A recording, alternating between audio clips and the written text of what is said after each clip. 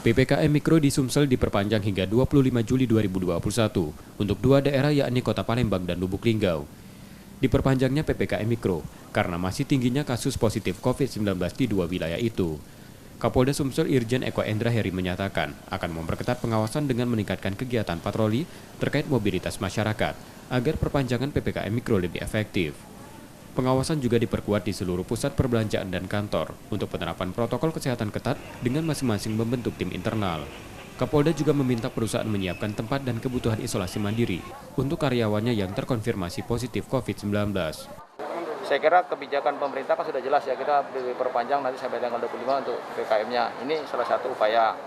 Kemudian juga ada kegiatan-kegiatan yang sifatnya langsung pada masyarakat. Dua daerah kita kan masuk PPKM yang diperketat ya, atau level 3 namanya sekarang.